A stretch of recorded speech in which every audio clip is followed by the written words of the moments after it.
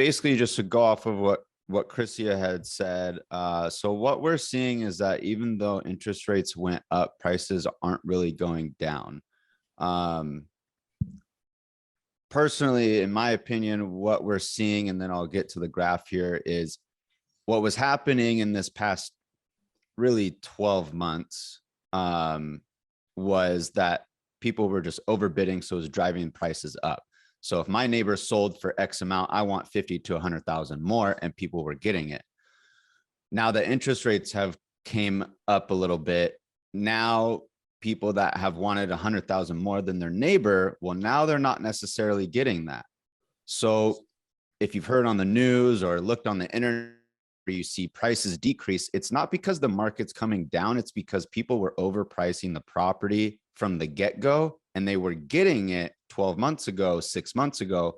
But now, as long as you price your property correctly, you're still going to sell it within that 30 to 45 days. So this is from a source called Keeping Current Matters.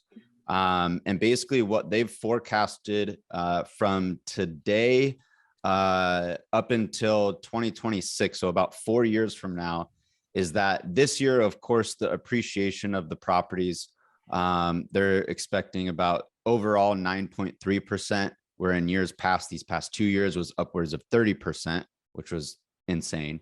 But even over the next 4 years, you can see that prices are still appreciating, you know, on average in the whole state of California, 4% next year, 3% in 2024, 3.5% almost in 25, and then 4% in 26. So, you know, me and Chrisia, we get these questions a lot of, well, is a recession going to hit? Is the market going to go down? Our price is going to go down because interest rates are going up. Well, everything that we just said tonight and that we've seen happen, we don't foresee any of that taking place anytime soon, especially over the next coming years. Let me add to that as well is, you know, the feds and stuff, they got to be very careful about raising interest rate, because if you raise interest rates when you're in an inflationary market like you're in now, it's even going to drive it higher. So it's a real slippery slope that they're on, and they're going to, I think, going to be very careful before they make any, you know, major moves as far as with that inflation. So people just have to understand, you know, the causes of the inflation, and you have monetary and you have non-monetary inflation, and you know, things like the pandemic, yes, that adds to it. But a lot of other things that they've done has been self-inflicted.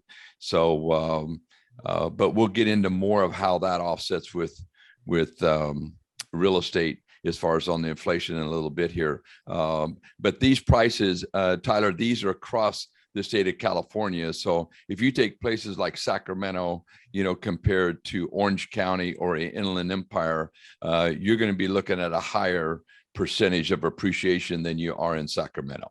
It's just because you have a lot more demand. The other thing that will keep this appreciation going is because, as we've talked in past webinars, you have supply and demand. And almost everybody you talk to that has been in this game, you know, we are so short in supply, and that is what's going to help keep prices where they are and keep prices going up, as well as rents are going to continue to skyrocket.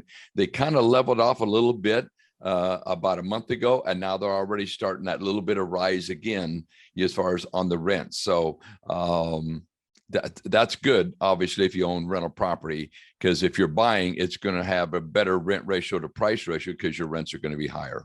So, yeah. All right, good stuff. Good stuff.